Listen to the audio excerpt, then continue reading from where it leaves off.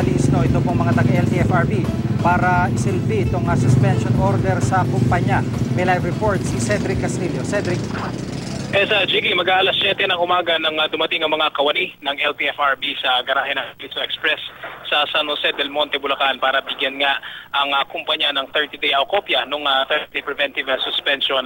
Ang dispatcher na si Policarpio Garino Jr. ang panggap ng kopya.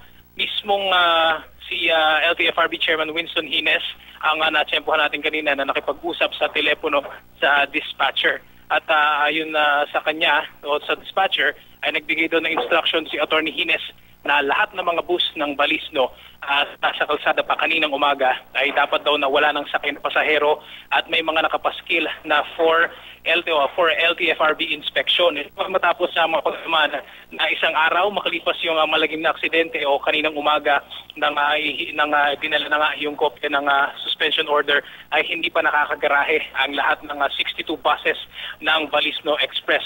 Paglilinaw ng dispatcher na si Policarpio Garino Jr., alas 5 ng umaga kahapon nang huli siyang mag-dispatch ng mga bus o 2 oras bago ang aksidente kung saan 4 ang namatay.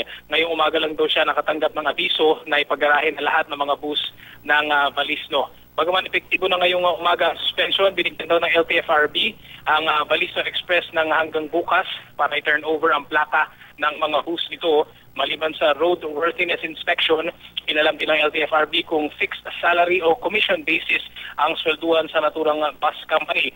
Hindi na nagkaroon ng pagkakataon ng media para tanungin ang mga kawani ng LTFRB kung ano ang naging resulta ng kanilang inspection. May kinatawan din ng LTFRB na humarap sa mga bus driver ng Balisno na nag-aalala raw na ngayong pinapatupad na ang suspension. Nakikiusap ang ilang empleyado ng Balisno Express na mag-comply agad sana daw sa mga requirement ng preventive suspension order ang kumpanya para makabiyahe na sila dahil marami raw kasi ang magugutom habang tigil ang operasyon. Nakikiusap naman ang iba sa LTFRB at maging sa LTO na kung maaari ay huwag na silang madamay sa pagkakamali ng isang driver. Gigi? Maraming salamat, Cedric Castillo.